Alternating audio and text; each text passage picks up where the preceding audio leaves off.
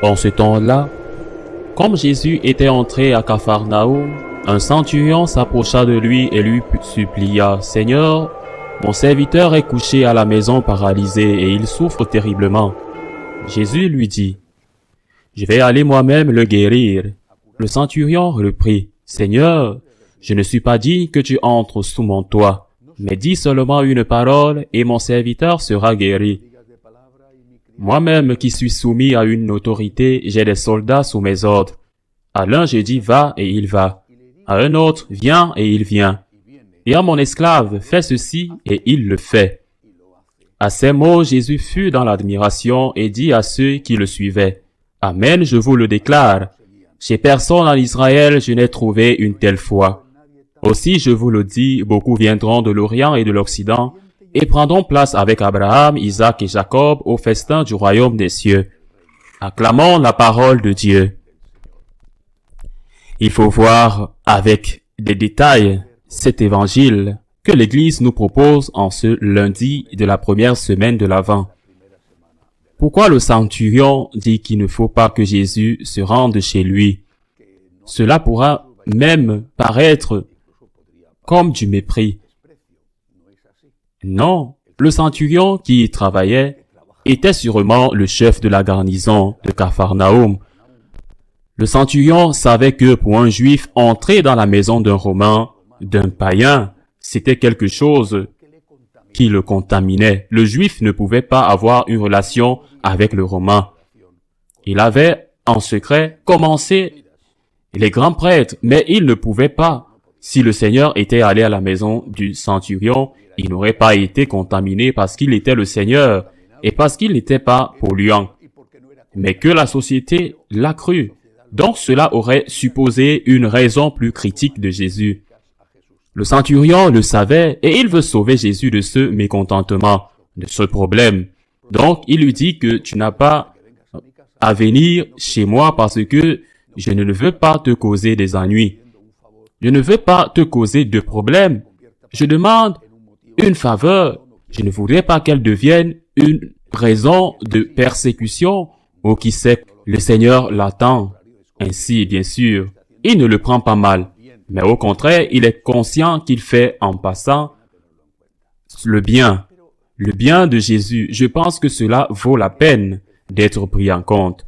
Mais peut-être que le plus important est que le centurion sache que le Seigneur peut faire des miracles et peut le faire à distance. En plus, le centurion, qui était sûrement un homme religieux, respectueux de la religion juive, il n'était pas un autoritaire, un conquérant autoritaire, un tyran. Cependant, il était un païen.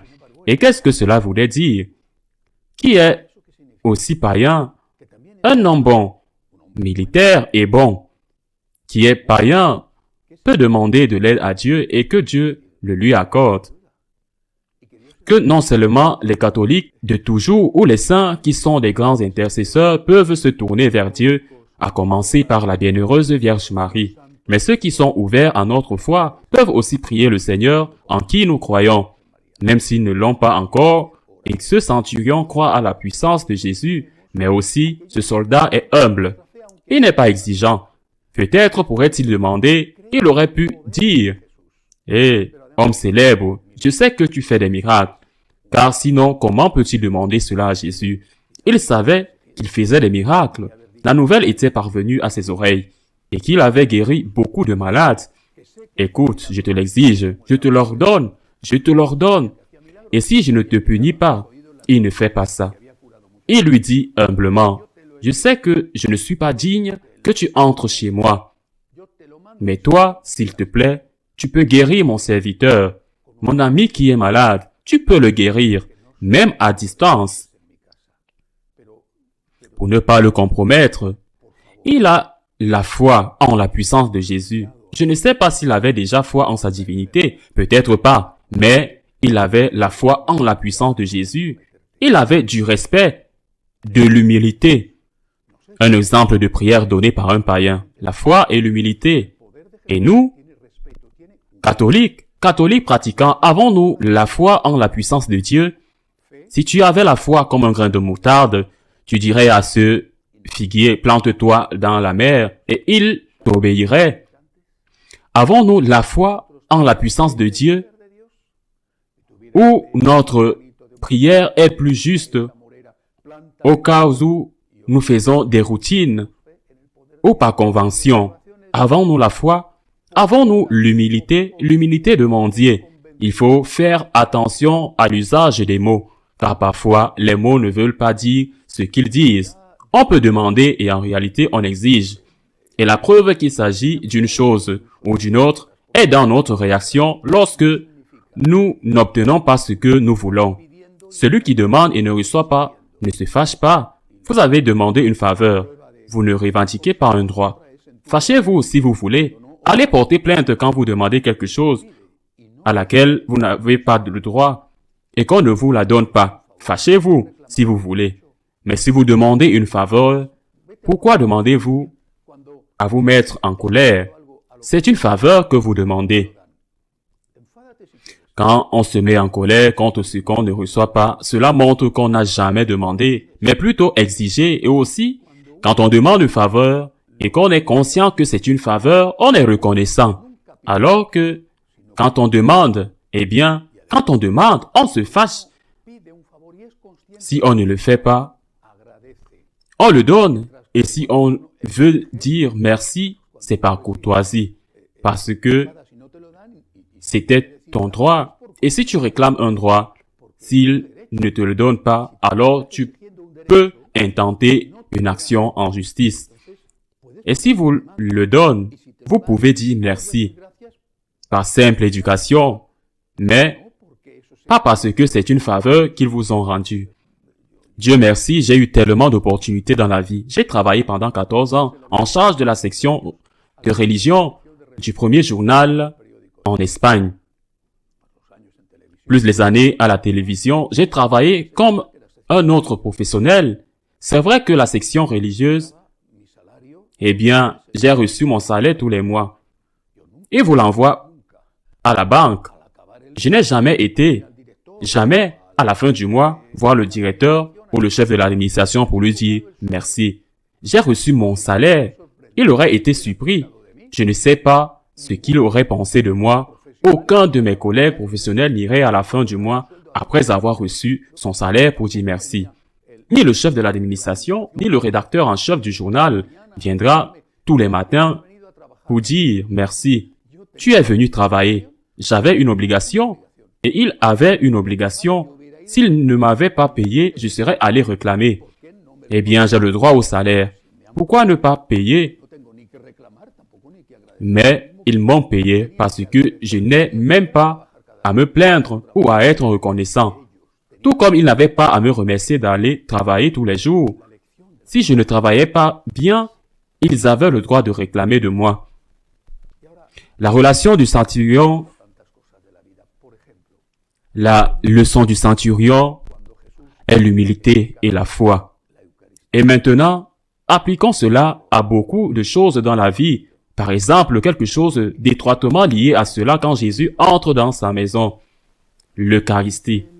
Il y a une erreur si répandue. Je l'attends encore et encore entre ceux qui peuvent communier et ceux qui ne peuvent pas communier. J'ai le droit à la communion. C'est faux, c'est un mensonge, c'est offensant. Personne n'a le droit. C'est un don. C'est un don. C'est une grâce que Dieu vous donne. Qui a le droit à l'incarnation? Qui a le droit que Jésus meure sur la croix? Qui a le droit que le Seigneur nous pardonne? Ce sont des dons de Dieu. Comme nous considérons que ce sont des droits, nous ne rendons pas grâce. Au contraire, quand nous ne le recevons pas, pour quelque raison que ce soit, nous nous fâchons et nous plaignons. J'ai le droit de communier. Mais si vous êtes en état de péché mortel, peu importe, j'ai le droit, c'est faux. C'est un don. La communion est un don de Dieu. C'est quelque chose de si extraordinaire et de si merveilleux que le Seigneur nous donne par pur amour pour lui. Il est vraiment vrai que le code de droit canonique dit que les fidèles baptisés ont le droit de recevoir les sacrements. Mais il le dit dans le sens que personne ne peut le nier. Je ne vous donne pas la communion parce que je ne veux pas. Le prêtre ne peut pas vous le dire. Mais ce droit de recevoir la communion ne signifie pas que Ce n'est pas un don de Dieu, c'est le droit de recevoir le don. N'est pas le droit de recevoir quelque chose que vous méritez, mais le droit de recevoir le don, à condition que le Seigneur lui-même constate que vous êtes en état de grâce. Le Seigneur entre dans notre maison, c'est un don merveilleux. La communion est un don extraordinaire, c'est le maximum que nous pouvons avoir. Je ne dis rien, ce que la consacration représente, c'est le mieux que je puisse faire dans la vie, le mieux que je puisse faire chaque jour. Je peux prêcher, je peux nourrir les pauvres, je peux faire n'importe quoi. La chose la plus précieuse que je fais chaque jour est de consacrer, de renouveler le sacrifice, même s'il est si grand pour moi. Le sacrifice du Christ sur la croix, c'est la chose la plus précieuse, la plus grande chose qu'un être puisse faire. Ses mains pécheresses, sa bouche faible et fragile, prononce et touche le corps et le sang du Christ. C'est la chose la plus extraordinaire, ce qui peut émouvoir le plus une personne, mais c'est un don. Ce n'est pas un droit. Il n'y a pas de droit au sacerdoce. Il n'y a pas de droit à la communion. Il y a un droit. Il y a un don.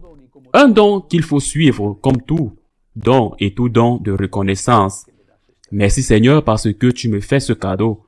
Merci Seigneur, merci parce que je ne le mérite pas. La foi, l'humilité, la gratitude. La leçon du centurion. Ainsi soit-il.